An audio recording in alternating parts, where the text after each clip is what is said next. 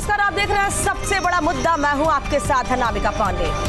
इस वक्त कोरोना से पूरी दुनिया जंग लड़ रही है, उसे मात देने की कोशिश हो रही है। तो अब मजदूरों के घर वापसी पर सियासत करने का मौका कोई भी नेता नहीं छोड़ रहा है। महाराष्ट्र से शुरू हुई सियासत का हर जवाब नवाबों के शहर से दिया जा रहा है। मतलब घर वापसी पर महाभारत जारी है।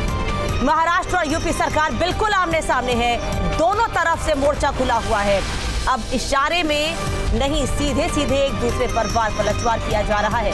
सामना के जरिए जब सवाल दागे गए तो उत्तर प्रदेश सरकार की तरफ से भी कहा गया, जिन श्रमिकों ने महाराष्ट्र का विकास किया उन्हें वहां की सरकार ने बेसहारा छोड़ दिया। तो आज इसी मुद्दे पर हम बड़ी बहस करेंगे और अपने तमाम मेहमानों से पूछेंगे कि शहर में मजदूर जैसा दर बदर कोई नहीं है जिसने सबके घर बनाए, उसका घर क्यों किसी ने नहीं पूछा, उसका हाल किसी ने क्यों नहीं पूछा। खाने के लिए दाना नहीं है, उसके साथ ये सौतेला व्यवहार क्यों हो रहा है। पूछेंगे राजनीति में क्या इतनी बेशर्मी ठीक है। पूछेंगे क्या मजदूर सिर्फ वोट बैंक है। सवाल ये भी कि माइग्रेशन कमीशन आयोग के गठन से कामगारों को कितना फायदा होगा, और ये भी कि राज्यों से मजदूरों को वापस बुलाने पर इजाजत या अनुमति लेना कितना जायज है। लेकिन उससे पहले इस रिपोर्ट को देखिए।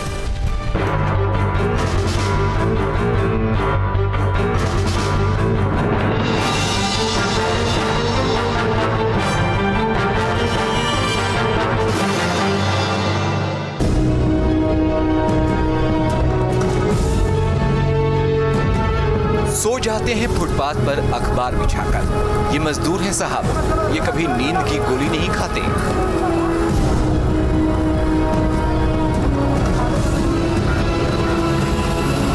कोरोना संकट के बीच मजदूरों का क्या हाल है, ये किसी से छिपा तो नहीं है।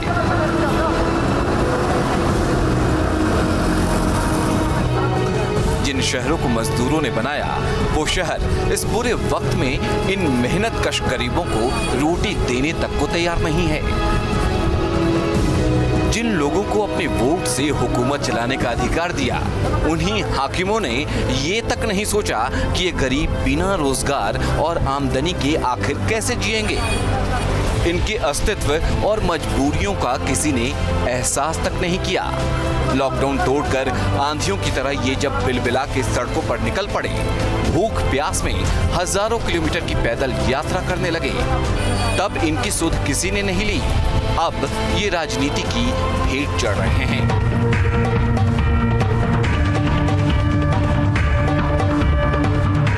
मुख्यमंत्री योगी ने कहा है कि जो भी राज्य जो उत्तर प्रदेश के प्रवासी श्रमिकों को वापस बुलाना चाहता है, उसे यूपी सरकार से अनुमति लेनी होगी और मजदूरों के सामाजिक, कानूनी, मौद्रिक अधिकारों को सुनिश्चित करना होगा।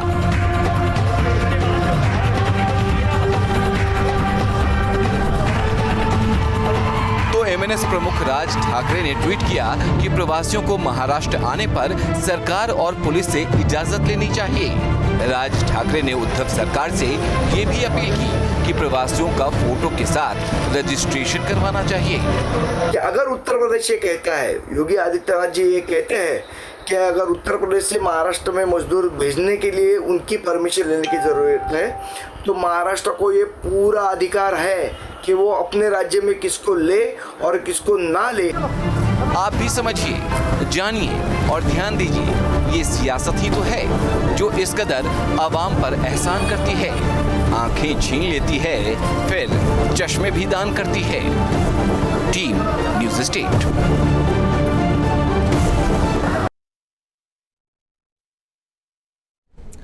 और सबसे बड़े मुद्दे में सबसे बड़ी चर्चा के लिए हमारे साथ खास मेहमान जुड़ रहे हैं। परिचय करा दूं आपका, डॉक्टर पीके अग्रवाल, रिटायर्ड आईएएस, इस वक्त हमारे साथ जुड़े हैं। डॉक्टर मनोज मिश्रा, प्रवक्ता बीजेपी, हमारे साथ हैं। केएन पांडे, समाजवादी पार्टी नेता, हमारे साथ जुड़े हुए हैं। इसके अलावा मित्र प्रकाश, मजदूर नेता, हमारे साथ हैं। ब्रजेंद्र कुमार सिंह, प्रवक्ता कांग्रेस, हमारे साथ जुड़े हैं। इसके अलावा हमारे सहयोगी लखनऊ से निखिल शर्मा हमारे साथ जुड़े हैं। हमारे सभी खास मेहमानों का बहुत स्वागत है।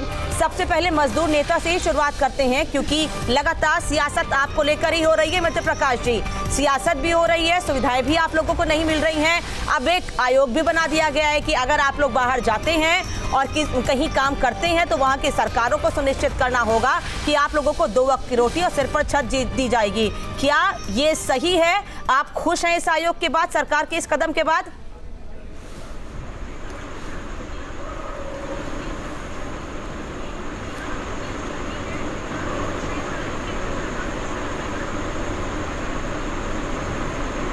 मित्र प्रकाश जी, आवाज मुझे आवाज नहीं मिल रही है।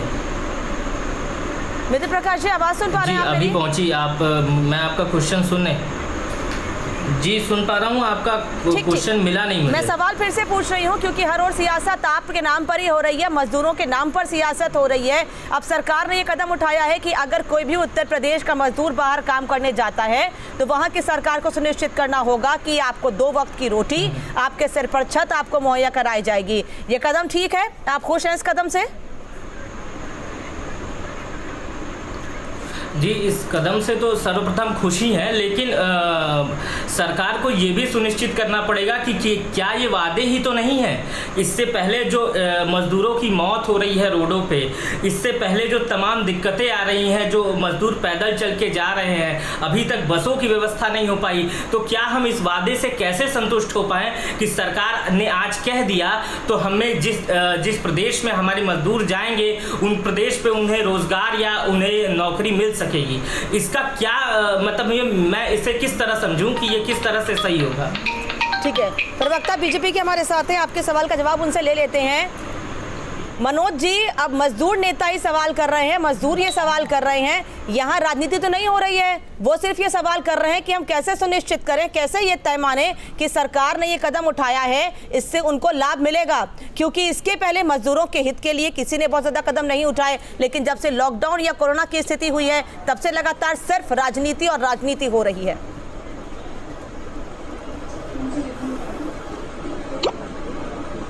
देखिए शिवानी जी, मेरी बात 2 मिनट धैर्य से सुन लीजिए। जब ये कोरोना संकट आया और प्रवासी मजदूरों का आने से पहले छात्रों का कोटा वाले जब परेशान थे तो उनको लाने में योगी सरकार ने सबसे पहले देश के अंदर पहल की और कोटा से छात्रों को लाए।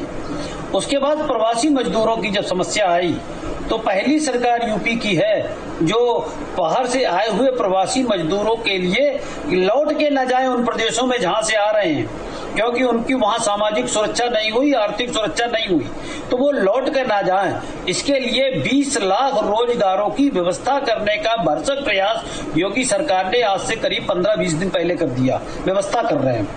दूसरी बात कि जो प्रदेश जिनमें जैसे महाराष्ट्र प्रमुख है, महाराष्ट्र सहित 4 प्रदेशों के मुख्यमंत्रियों ने माननीय योगी जी से निवेदन किया था कि सुनिए पूरी बात सुनिए, इन्होंने निवेदन किया था कि आप अपील करिए कि मजदूर वापस उत्तर प्रदेश ना आए, हम इनके हितों की रक्षा करेंगे।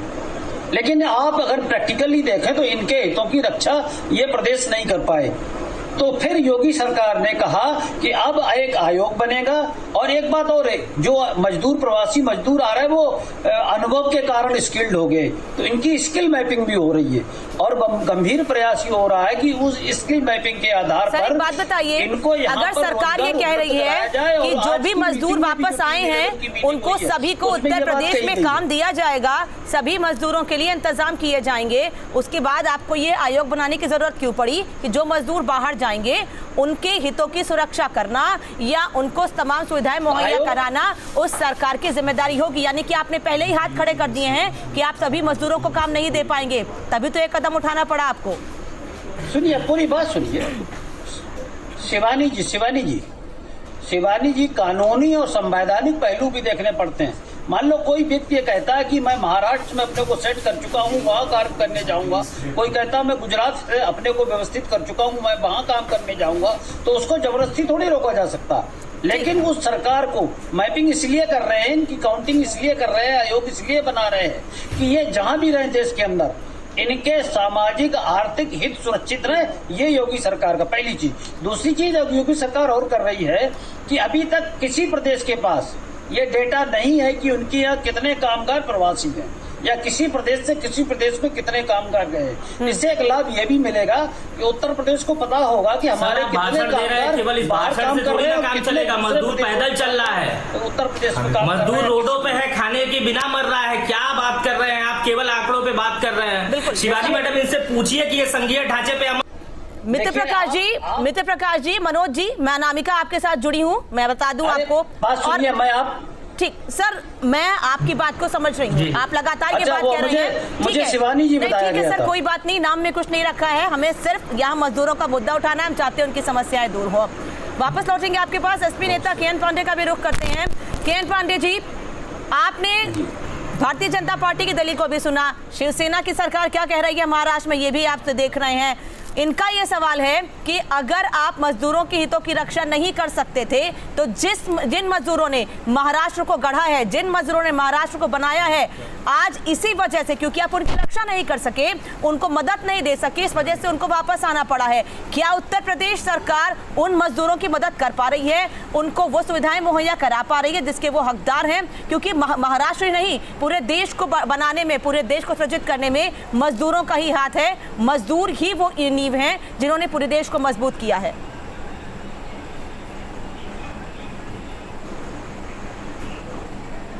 देखिए अनामिका जी, लगातार लॉकडाउन के बाद जो मजदूरों के हालात लगातार चैनलों पे दिख रहे हैं, लगातार अखबारों में दिख रहे हैं, लगातार सोशल मीडिया पे दिख रहे हैं, उससे एक बात स्पष्ट है कि केंद्र की सरकार और उत्तर प्रदेश की भारतीय जनता पार्टी की सरकार से मजदूरों का भरोसा एकदम उठ चुका है।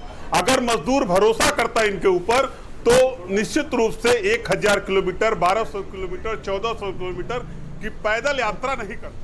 और पैदल यात्रा करने के बाद भी जिस तरीके से यूपी के सीमा पे मजदूरों को रोक दिया जा रहा है, मजदूरों की जगह जगह पिटाई की जा रही है, मजदूरों को भोजन का इंतजाम नहीं किया जाता, ये दुर्दशा इस बात को साबित करता है कि केंद्र और प्रदेश की सरकार से मजदूरों का भरोसा पूरी तरीके से उठ चुका है। और जो आयोग उत्तर प्रदेश के मुख्यमंत्री जी आज बनाए हैं, जिस आयोग की बात कर रहे हैं, जिस रोजगार देने की बात कर रहे हैं, जिस तरीके से मजदूर अन्य प्रदेशों में जाकर के ठेला लगाने का काम, खोमचा लगाने का काम और बिल्डिंग बनाने का काम करता है, वो मजदूर अगर यहाँ से वहाँ के बीच में तालमेल नहीं बना दो प्रदेशों के बीच में, तो वो मजदूर बिना खाए बगैर मरेगा इस उत्तर प्रदेश के अंदर। और उत्तर प्रदेश के मुख्यमंत्री रोजगार नहीं मुहैया करा पाएंगे, क्योंकि उत्तर प्रदेश के मुख्यमंत्री और भारतीय जनता पार्टी की सरकार सिर्फ वायदा करना जानती है। क्योंकि जो रोजगार देने के वायदे इनके चुनाव में थे, सरकार बनने के पहले थे, वो भी किसी नौजवान को रोजगार नहीं दे पाए। जब नौजवानों को आज तक रोजगार नहीं दे पाए तो इतने बड़े तादाद में श्रमिकों को रोजगार कहां से उपलब्ध करा पाएंगे? ठीक है पांडे जी, मतलब ये माना जाए, के.एन. पांडे जी, ये माना जाए करने का काम भारतीय जनता पार्टी और के.एन. पांडे जी, ये माना जाए कि उत्तर प्रदेश सरकार ने जो आयोग बनाया है उससे आप खुश नहीं हैं। आप ये मानते हैं कि उत्तर प्रदेश के जो मजदूर जो बाहर काम करने जाते हैं, उनको अगर बाहर काम करने भेजा जाता, वो बाहर काम करने जाते हैं और ऐसे आयोग में या ऐसे नियमों में बंधकर जाते हैं, तो शायद कोई दूसरा राज्य उन्हें काम नहीं देगा, 10 बार सोचेगा कि इतनी कागजी कार्यवाही करने से बेहतर है कि हम किसी और राज्य के मजदूर को काम दे दें।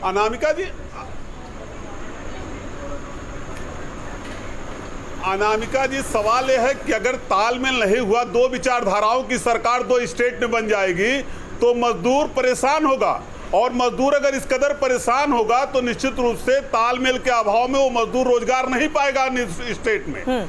केवल उत्तर प्रदेश की सरकार मजदूरों को गुमराह कर रही है आयोग बना करके। एक तरफ तो श्रमिकों के अधिकारों का हनन कर रही है, श्रमिकों के अधिकार में कटौती कर रही है, दूसरी तरफ श्रमिकों के लिए आयोग बना रही है। यह दोहरा चरित्र है भारतीय जनता पार्टी के उत्तर प्रदेश के मुख्यमंत्री का। ठीक है, वापस लौटेंगे आपके पास। इस वक्त एक और अहम खबर है, बता दें, उसके बाद हमारे साथ और खास मेहमान हैं, उनका भी रुख करेंगे। निखिल का रुख करेंगे, लखनऊ से निखिल हमारे साथ हैं। योगी सरकार ने दूसरे राज्यों से लौट रहे प्रवासी कामगारों के लिए माइग्रेशन आयोग का गठन किया है, जिसे कामगार श्रमिक सेवा योजना एवं रोजगार कल्याण नाम दिया है। अब जल्द इसे अमली जामा भी पहनाया जाएगा।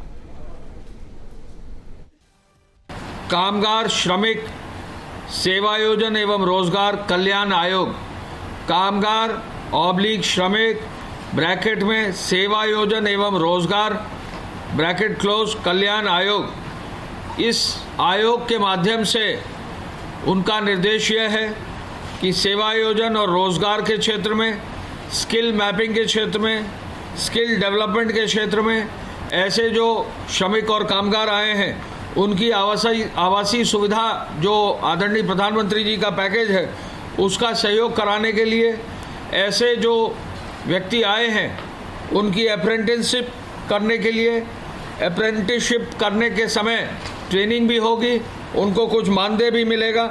इसके साथ साथ विभिन्न विभाग जहां पर मैन पावर की आवश्यकता है वहां रोजगार दिलाने के लिए, और साथ साथ जो हमारे श्रम एवं रोजगार कार्यालय प्रत्येक जनपद में हैं। और लखनऊ का रुख कर लेते हैं। राजधानी से निखिल भी इस वक्त हमारे साथ जुड़े हुए हैं। निखिल, जिन मजदूरों को लेकर लगातार राजनीति हम देख रहे हैं, राजधानी से लगातार सवाल उठ रहे हैं, राजधानी पर सवाल उठ रहे हैं, जहां सारे सियासतदान बैठे हुए हैं वहीं से जवाब भी दिए जा रहे हैं।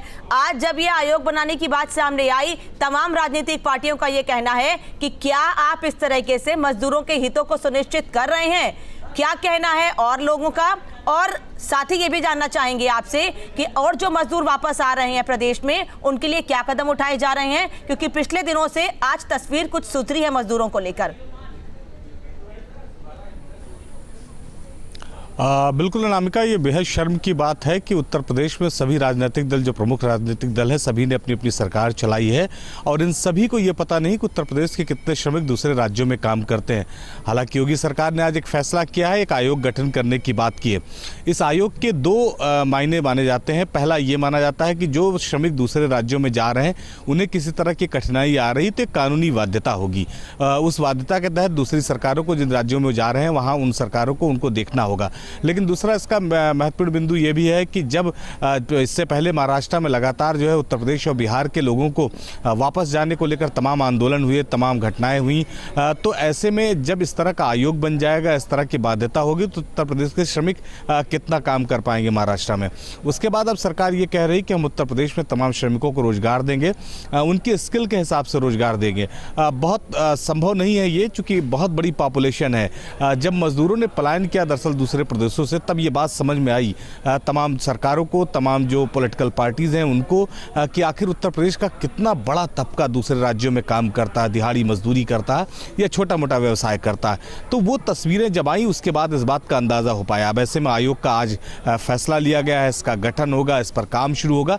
ये बहुत लंबे वक्त की लड़ाई। सबसे बड़ी चुनौती आज के समय में अनामिका ये है कि जो श्रमिक आ रहे हैं उनको उनके घर पर कम से कम इस तरह का रोजगार जरूर मिल जाए कि उनके घर का खर्च चलता रहे, उनके घर में चूल्हा जलता रहे। अभी समाजवादी पार्टी से लेकर कांग्रेस के तमाम राजनीतिक दल लगातार योगी सरकार पर निशाना साध रहे हैं। साधना भी चाहिए, विपक्ष में है, उनकी जिम्मेदारी बनती है।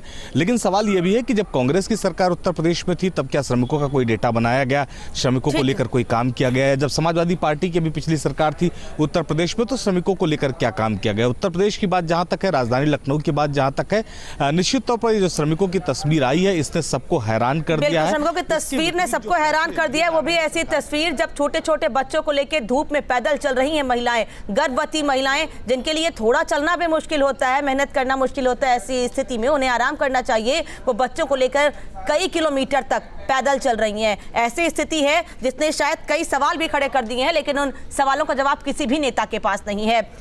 मित्र प्रकाश जी, भारतीय जनता पार्टी के नेता ये कह रहे हैं कि कम से कम हमने सोचा तो मजदूरों के बारे में। जो पहले की सरकारें थी उनको तो ये भी नहीं पता है कि कितने मजदूर उत्तर प्रदेश के बाहर काम कर रहे हैं, उनके लिए क्या करना चाहिए।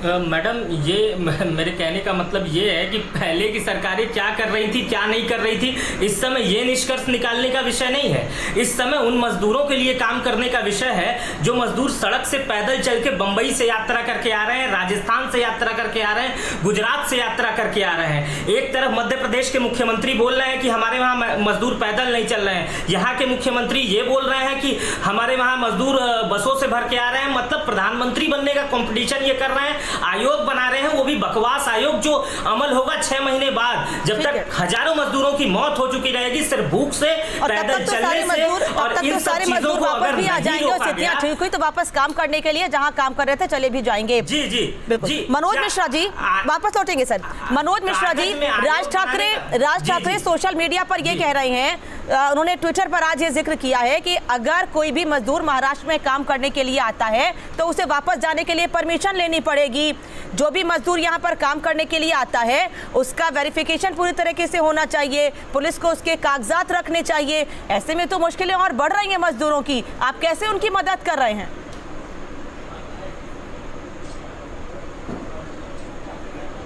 देखिए, मैं दो बातें अनामिका जी कहना चाहता हूं। पहली बात तो हमारे जो सपा के मित्र और कांग्रेस के मित्र और तीसरे वाले जो सज्जन हैं मजदूर नेता, उनके लिए कि आप बताइए मजदूर उत्तर प्रदेश से पलायन क्यों हुए? ये इसीलिए पलायन हुए कि 60 साल तक कांग्रेस सपा बसपा के कुशासन के कारण 65 साल तक हुए। इसके लिए जिम्मेदार कौन है? इसके लिए भारतीय जनता पार्टी जिम्मेदार है, जो तो जवाब मनोज जी आपको भी देना चाहिए। काम करने गए जो छात्र उत्तर प्रदेश से दूसरे प्रदेशों में पढ़ने गए, तो ये इसलिए है। नहीं, बिल्कुल। आप देखिए, अभी हमारी सरकार 3 महीने पहले आई। पॉलिटिक्स कर रहे हैं। सुनिए पांडे जी केवल अभी 3 महीने पहले 3 साल पहले भाजपा सरकार आई। आप एक बात और बताइए, पांडे जी से पूछ रहा हूँ मैं, पांडे जी आपसे केवल एक सवाल पूछ रहा हूँ। पांडे जी एक सवाल पूछ रहा हूं आपसे, केवल एक सवाल। पांडे जी ये बताइए कि उत्तर प्रदेश में जब अखिलेश जी मुख्यमंत्री थे उत्तर प्रदेश के, तो एक जगह केवल दंगा हुआ था मुजफ्फरनगर, और आपको 2 महीने लग गए थे उसको कंट्रोल करने में। केवल एक जगह दंगा हुआ था, आपने उसको नहीं कंट्रोल कर पाया। आप बहुत अच्छा शासन दिए थे। क्या बेकार का प्रश्न कर रहे हैं? मजदूर इस समय सड़कों पे हैं। मजदूरों का है, आज जवाब मजदूरों पे देना पड़ेगा। आज मजदूरों पे जवाब दीजिए। वाले सवाल कीजिए सर। मजदूर परेशान है पूरे उत्तर प्रदेश के अंदर। पूरे देश से जो मजदूर वापस आ रहा है उसके खाने का इंतजाम के अंदर नहीं है। पांडे जी, मित्र प्रकाश जी, मनोज मिश्रा जी, एक मिनट सर, एक मिनट। जिन मजदूरों पर बात सर, एक मिनट सुन लीजिए। देश को आपके साथ की जरूरत है। मनोज मिश्रा जी, जिन मजदूरों पर बात करने के लिए बैठे हैं, आप उन पर बात नहीं करते हैं। आप पिछली सरकार पर सवाल खड़े करते हैं। आपकी सरकार ने क्या किया, आपने क्या किया, हम सवाल आपसे पूछ रहे हैं। नहीं, मनोज मिश्रा जी, मनोज मिश्रा जी, मेरी बात सुनिए सर। अनामिका जी, सर एक मिनट मेरी बात सुनिए। अनामिका जी, हम आपसे सवाल पूछ रहे हैं। 3 साल से ऊपर का वक्त हो रहा है, सरकार आपकी है, आपने क्या किया हमें ये बताइए। मतलब नहीं पिछली सरकार ने क्या किया था। अगर उन्होंने अच्छा किया होता तो शायद उनकी सरकार फिर से होती। जिम्मेदारी आपकी है। अभी जैसे ही प्रवासी मजदूरों की समस्या आई, आप सुनिए तो सही, आप अनामिका जी सुन लीजिए। हाँ, सुन रहे हैं। जैसे ही प्रवासी मजदूरों की समस्या आई, उत्तर प्रदेश पहला राज्य था जिसने अपने प्रदेश में मजदूर लौट के न जाए बाहर। तभी मजदूरों को पैदल चल के आना पड़ा। 20 लाख रोजगार का चिंतन किया। तभी हजारों मजदूर पैदल चल के आ रहे थे, छोटे छोटे बच्चों को साथ में लेके। आप कर रहे मनोज जी, उत्तर प्रदेश की सीमाओं पे मजदूरों को पीटा जा रहा है।